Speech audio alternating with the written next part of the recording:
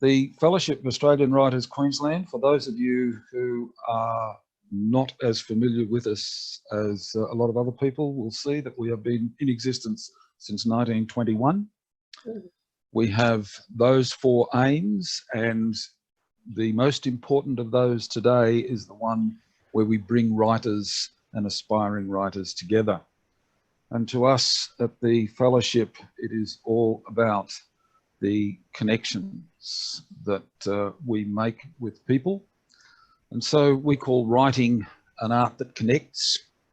And we have at this stage 3 websites. The first of our websites is there, our home website, and the links to the other 2 websites are on that home site as well. The first one is a writers group site that has only recently been put up, where small writers groups are free to register their details for people to find them and to post information about them. The third is the festival that we're holding in 2021, which I'll talk about in a moment. The other event that we've got going at the moment is a literary competition in the name of Maureen Freer, and our thanks to her family for agreeing to honour her in this way. Maureen was a past Fellowship of Australian Writers Queensland president. She was also the a recipient of the Order of Australian Medal in 1984 for services to literature. She was also the chairperson of the Warana Festival and was instrumental in it becoming the Brisbane Writers Festival. That competition is open and details are available on the website. It closes on 30th of June. So to encourage you, after you've received the incentive this afternoon from Judy, to be even to offer some of your writing on that. And finally, just a brief mention of our festival in 2021 between the 18th of June and the 4th of July. It will be held in collaboration with the Moreton Bay Regional Libraries, and there will be events in the first 2 weeks held at every one of the Moreton Bay libraries throughout the northern area of Brisbane. And a culminating festival will then be held at the premises of the new University of the Sunshine Coast, Moreton Bay, which is situated right near Petrie Railway Station. So those are just a very brief little piece of information about the Fellowship of Australian Writers. It now gives me great pleasure to introduce Dr. Judy Gregory. Judy Gregory is a writer and editor who, she says, translates complex concepts into plain language, a skill we all need, I think. She has a YouTube site where there is a meditation before you begin writing, and I would encourage all of you to check that out, of course. Her website tells us that she holds the PhD and Research Masters in Information Design. She has lectured in communication at the Queensland University of Technology. She also tutors at the University of Queensland in professional writing and has maintained links with the Queensland University of Technology. She is a member of the Institute of Professional Editors Queensland, the Australian Society of Authors, the Queensland Writers Centre, and I assume she is still on the committee of the Queensland Writers Centre, yes, and also a member, I might add, of the Fellowship of Australian Writers Queensland. She is a gold level certifier with Plain Language Pro, the author of numerous publications for academic, professional, seminar, conference clients, and the author of Newbies in the Cafe, based on her experiences running the Letter Lounge Cafe and Gifts in Brisbane. She also is a blog writer and recently posted a blog that I just want to read one sentence out of. She talks about the gift of time to write. Time for the things that are most difficult to find. Silence, calm, thoughtfulness. Thank you, Dr. Judy Gregory. Over to you. Oh, thank you, Jim. What a lovely introduction. Thank you very much. Hi, everybody. It's really good to be with you this afternoon. And I'd like to begin by acknowledging the traditional owners of the places where we all are, and the virtual space in which we're meeting. It's really good to be with you this afternoon. I'm going to share my screen, so forgive me while I look in the wrong place and get my screen to come up. So my goal for this afternoon is to talk about how I get writing, how I keep writing, and then how to write well. And we thought we'd put it in the context of when it all just seems too hard. And I have to confess, I've had a morning where it all just seems too hard. I've just felt a little bit like crawling back into bed and not doing anything, and that really is not me. So maybe it's a good time for me to be doing this sort of talk and motivating myself while I'm motivating you. I thought what we do is do the talk in 3 parts and then take a break for questions at each point. How that goes, I don't know, but I've got roughly 3 parts. I've got roughly 10 minutes per part. If it takes more than 10 minutes, forgive me. If it takes less, that's okay. If I get really boring, scream at me and I'll do something to move it along a bit faster or something like that. So I want to do, the first part I want to talk about is how do you get motivated? You know, when you know you've got a writing project you need to do, how do you actually get yourself going, and how do you give yourself enough motivation to keep at it? And then the second bit is, well, all right, when you're in the midst of it, what can you do to keep writing? And I've got some strategies and suggestions and some tactics that I use to help you, things that you might find helpful. And then at the end, a little bit about strategies for writing well. And if you've got more questions about strategies, this is an area that I'm really interested in, and I've got a lot of content there. I haven't put much content into today's, but if you've got more questions, just feel free to ask, and I'll offer you as much as I can.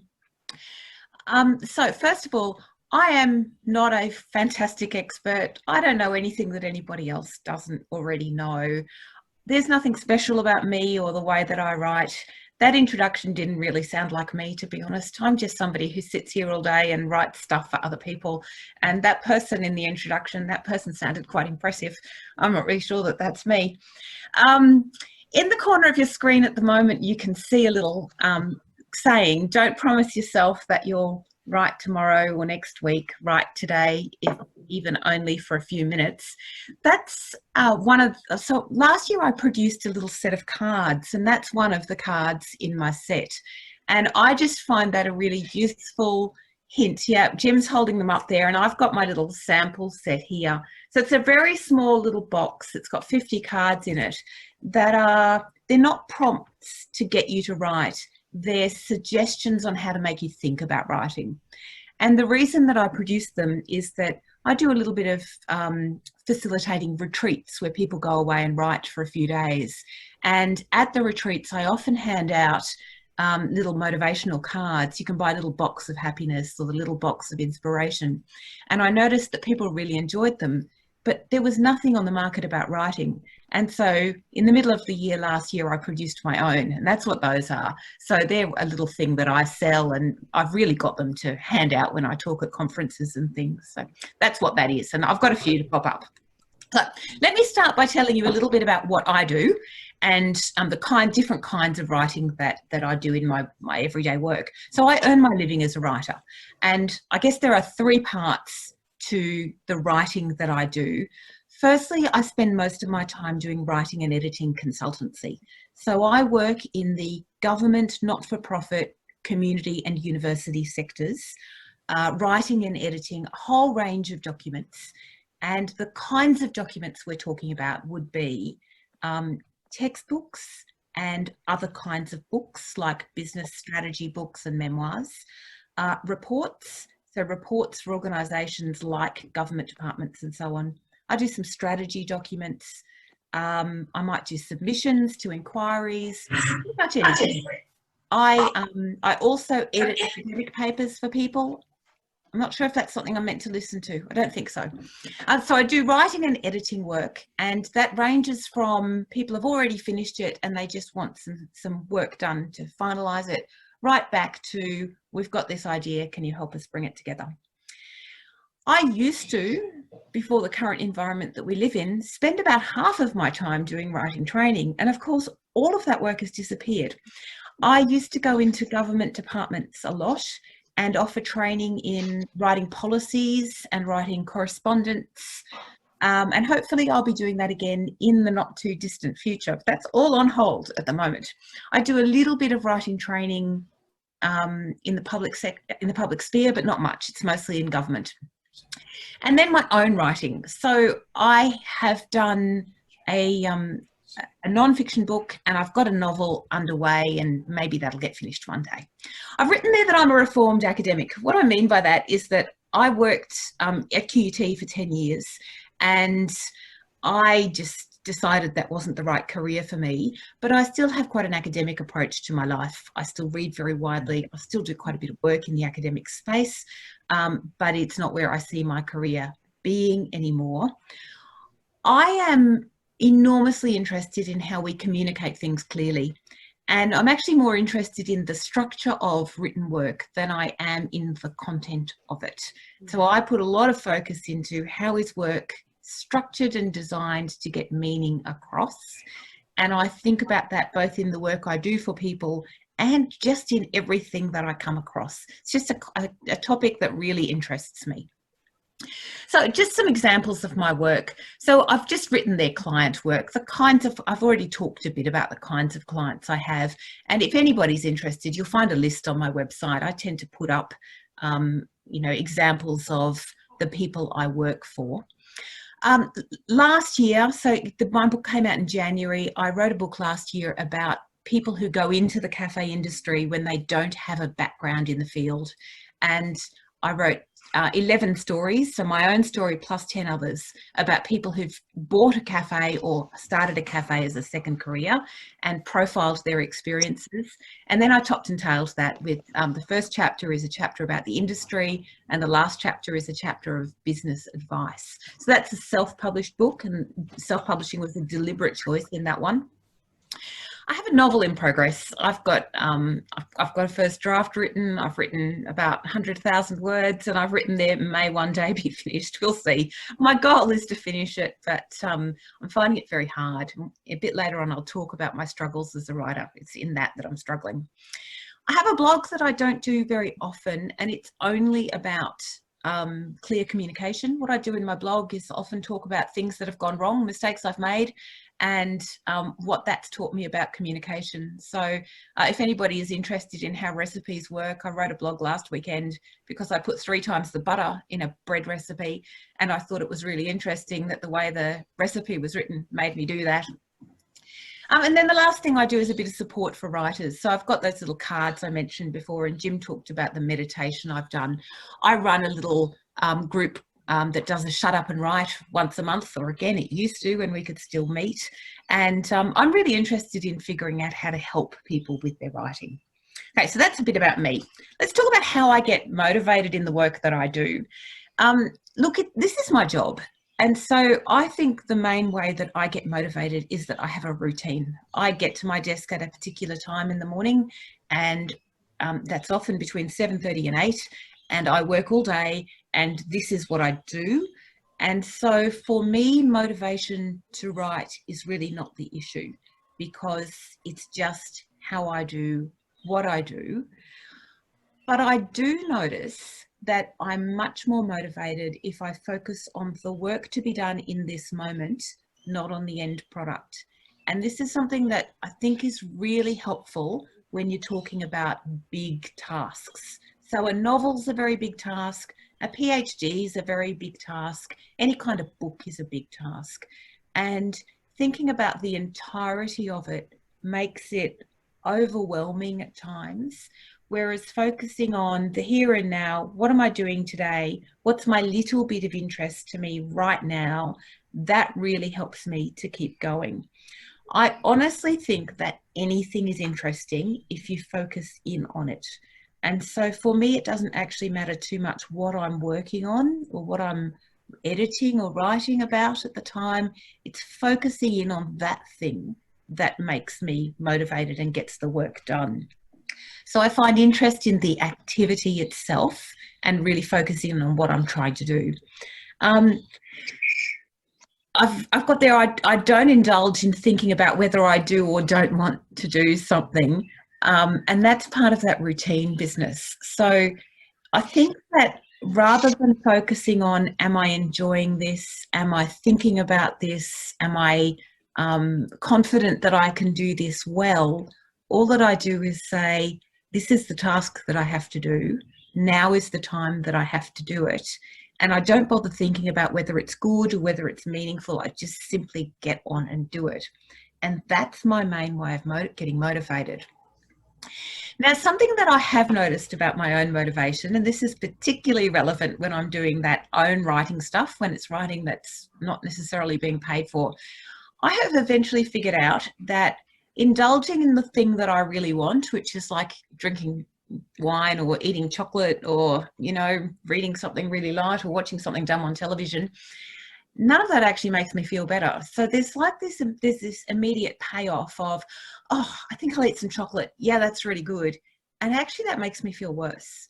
And the trick for me is remembering that in advance, because not then indulging in it helps me to get motivated and keep going.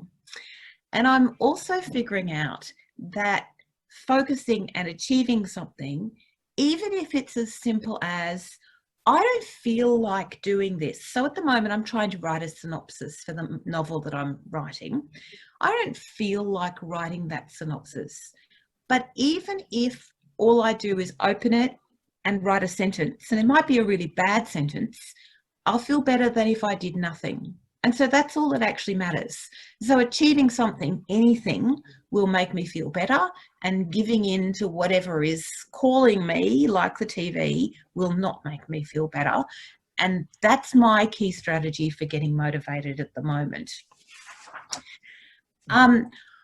Now, there's this funny thing with writing, and this is a particular problem for people who write for a living. So I try really hard not to think about how long a task's going to take me and how much time I'm going to give to it. So if I'm trying to write, so this is my book here, Newbies in the Cafe, right? That's full of stories that I wrote about different cafes. And I don't think it's very helpful when I'm doing that kind of work to think about how long it's going to take me to write the story on each cafe. In that particular example, I wrote that by doing interviews with people, writing the story, and then sending the stories off to each cafe for them to approve and make changes and so on. So each time I had a conversation with somebody, I'd say, all right, you can expect to hear from me in a fortnight when I'll send the chapter to you.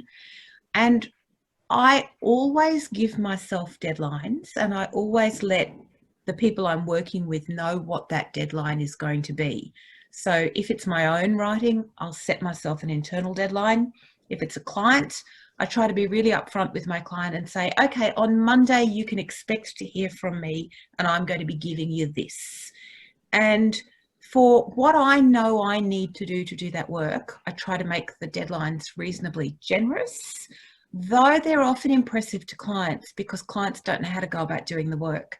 So if I say to a client, I'm about to review your book and you're going to hear from me in a fortnight, they'll go, oh, really? You can do it in a fortnight? It's like, yeah, because I know how to do it. So I can. So I make this promise about when it'll be done. But what I don't do is consider how many hours it's going to take me. And that's because it's really difficult to figure out how many hours something's going to take. And my conundrum as a paid writer is that I get paid for hours, and I need to figure out in advance how many hours I'm going to charge somebody for something. And then I write them a budget and send them a quote, and they either appoint me or don't. So at the moment, I'm helping a guy revise a memoir, and I've figured out that it's going to take 25 hours of my time. So I quote on 25 hours of time, and then I need to put that aside and not count my hours. Otherwise, I simply can't get motivated to do the work, because if I watch the time while I'm doing it, the work doesn't get done very well. It's a really weird conundrum about writing.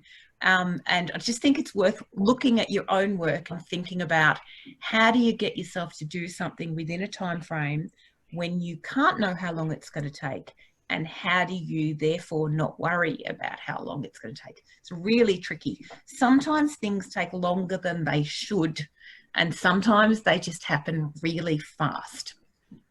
I've got there on the screen, I never delay starting. This is a really big deal for me. So if I've given myself, say, 3 weeks to do a job, I don't wait till that last week to get on with it. So let's imagine that I've given myself 3 weeks and I know it's actually about 15 hours of my time. I'll try and do an hour a day for 15 days, not 15 hours in the last week, because that's really not good for you mentally to know it's sitting ahead of you. But also that difficulty of being able to count time means that leaving it is a problem. So I never delay starting, not ever. Yeah, we've got quite a few questions there. All right, this is my last slide before I stop for questions. So shall I just do this one? Yeah. So I thought you might be interested in what my biggest struggle is. And my biggest struggle is making time for what I'm calling my own writing. So at the moment it's the novel, and I'm finding it much harder to write a novel than it was to write Newbies in the Cafe. Newbies in the Cafe fitted my usual form of writing much better. And some of the reasons I struggle with finding time for my own writing, it's never going to pay my bills. So even if I publish a novel and it does well, it's still not going to pay the bills for me. It's really hard for me to write something that may never get published when I have got other writing work that pays me money. It's really hard. There is definitely an element of that Dorothy Parker quote, I hate writing, but I love having written. In doing that kind of work. It's something that I find tricky, and it's something I don't experience with client work, and I'm just trying to figure out why that is. I wonder if it's the size of the project, but I'm not entirely sure. One of my other problems is that if I do a whole day's writing, writing's really tiring. And so at the end of the day, the last thing I feel like doing is working on my own writing. And often on the weekend, the last thing I feel like doing is working on my own writing, because I've been writing all week. And particularly at the moment, I'm sat at my desk for, you know, between 8 and 11 hours a day, writing other people's work. It's very, very, very hard to do your own writing as well.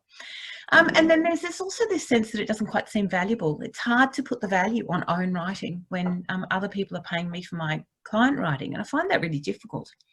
Okay, so that's all I've got about motivation. So here's a good time for questions. Now, I can't see the chat, so one of you want to tell me? That's all right. That's all right. Renee, could you start first of all in what you think the first person would the worst question you'd like to ask, please? Yeah, we have a question from Jem. To what extent does audience for your writing influence the clear writing decisions that you take? Oh, wow. Well, it is. So the only judge of whether your writing is clear or not is whether your audience can read it. Deborah Pryor also, Judy, made the point, she said re-point two. Deborah, would you like to just come in and explain a little about your question? Would you not focus on your audience as part of the end point? Yeah, on your second slide, I think it was, and you said that you focus on the immediate task, not necessarily the end product. And I wondered if where does your audience come in there? Because you're writing for somebody, aren't you? You're writing for probably, hopefully, an audience of some kind. So wouldn't that be part of your end product? Yeah, and so I think there's a difference between the focus you have to develop your content, which is definitely around who your audience is. So if I'm trying to think about what words go in this document, I need to think about audience and what the audience want. And absolutely, that is a critical thing to be thinking about. But if what I'm trying to do is, let's imagine you try to write a PhD thesis, so 100,000 words, very complicated document. And it's impossible to imagine a whole thesis, and it's impossible to think about how to go about doing that whole task. What you can do is focus on, today I'm reading this article, and my task today is to summarize this article and decide how it fits against this other article. That's what I mean. I know who my audience is, that sits in the background, but this is coming into a tiny task to focus on what I need to do today. Aoife, was there a question that you've seen? Yes, Shannon asked, do you ever get frustrated with having a few projects on the go at one time? It varies. Overall, I prefer to have a lot of tasks. I find I have my little personal motto is that I write to the extent of my concentration. So if I'm thinking about how long do I write something, it's how long does my concentration hold? And one of the beauties of having multiple jobs is that I can write on one until I lose it and then immediately go and write another one, because that's almost as good as taking a break. So a few projects is good. Once I get beyond, I don't know, it depends on how complex each project is. Multiple complex projects is really hard and makes it very hard to sleep at night. So it depends on how hard they are. Can I just sort of focus on two areas that you were talking about? Your background is mainly non-fiction and writing in that style, and you said you're having a lot of trouble with fiction. The question is, well, okay, you talk about motivation for fiction. There's often being in the now, being in the present, and that sort of thing. And creative writers find that probably easier than non-fiction writers. What comments would you make, or how would you sort of motivate a non-fiction writer in the same way to find the now, the present, to focus on? Motivating a non-fiction writer. For a non-fiction purpose. I mean, it's quite often it's the end task that you think of. It's not the immediate task that you're thinking of. You're planning, especially you're doing historical fiction, and you know, when you're dealing with history, you're dealing with a lot of interpretation.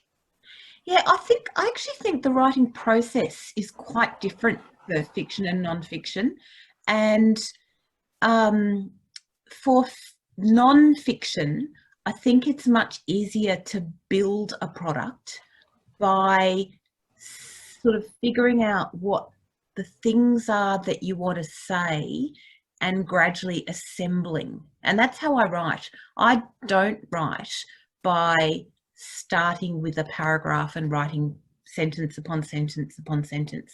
I don't write like that at all. And so for non-fiction, the motivation is almost just keep building and eventually it will be built.